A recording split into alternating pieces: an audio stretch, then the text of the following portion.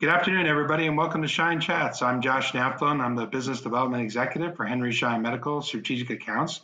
Today, I'm joined by Shermaine Pollard. Shermaine is Director of Strategic Sourcing at Medstar Health in Maryland and a supply chain supplier diversity leader.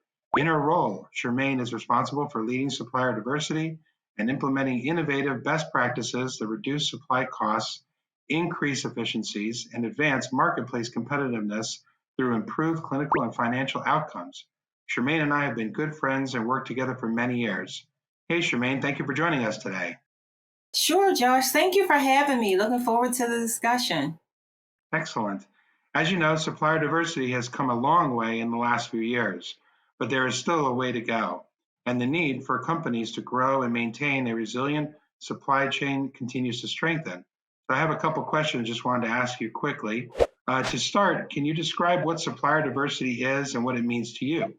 Sure. So, as many know, or as you know, Josh, supply diversity is truly a subset of equity, inclusion, and diversity. And when I typically discuss supply diversity, one of my goals is really to shift the narrative from supplier diversity to business diversity. And the reason I do that is because when it's defined just as supplier diversity, it could often be thought of as like just supplies. Right. However, business diversity includes supplies and services such as plumbing, landscaping, IT technicians, etc. And I believe you asked, what does that mean to me? So, what it Right. means to me is really allowing more seats at the table, more representation. I recently watched a panel discussion, and the example that was provided was stellar. So I have no other choice. Like I feel inclined just to share it. And basically, what the example was that at Thanksgiving, you typically prepare a meal for, let's just say, 10 people, but then your doorbell rings and five more people show up. You're not going to turn them away. You're going to pull five more seats up at the table Absolutely. and maybe pass the plate around a couple more times. But you make you make the time, and you make that the need for everyone and not just the 10 people who you planned to attend Thanksgiving dinner. No, that's great, Shereen. That's a great way to demonstrate it. So it's a great way to visualize it as well, which is always a good way to look at things. So I appreciate that. How can supplier diversity become the standard for a company and part of their culture? It really starts at that executive level of the organization and really placing intentionality around business diversity, equity, and inclusion. So, again, that's really how you start to frame it and create a culture around supplier diversity, business diversity. Awesome. Excellent. So, Shermaine, I have to ask, what are some reasons why organizations should prioritize supplier diversity as part of their sourcing strategy? So, really it's about inclusivity. The world is changing, communities are changing, and organizations are placing intentionality around building an equitable, diverse, and inclusive healthcare delivery system, to be honest.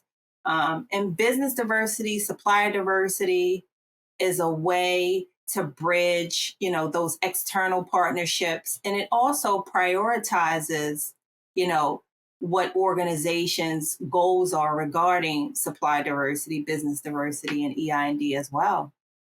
Excellent, excellent.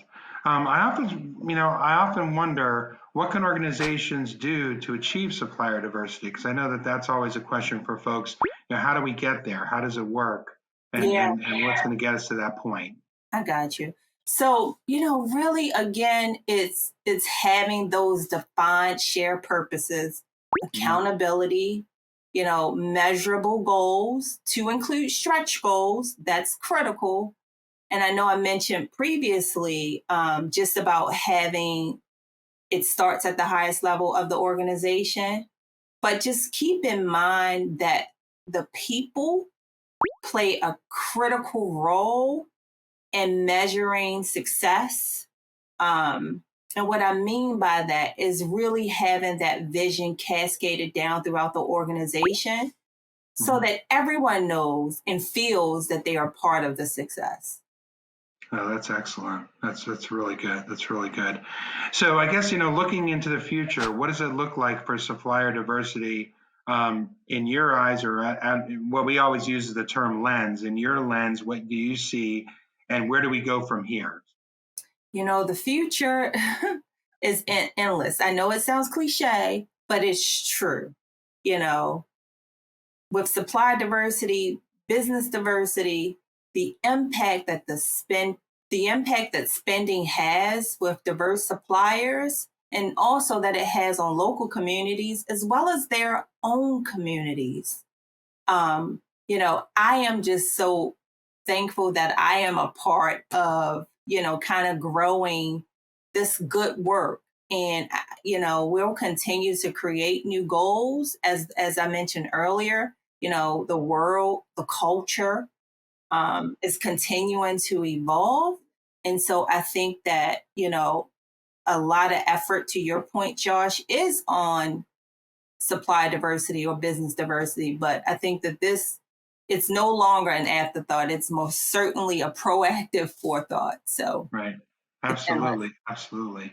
Excellent. Excellent. Well, listen, Shermaine, this was great. We appreciate you taking time out of your day to meet with us and talk together as an industry to build more inclusive supply chains. Thank you again for taking the time to chat with us today. It's always a pleasure seeing you and working with you. And thank you again.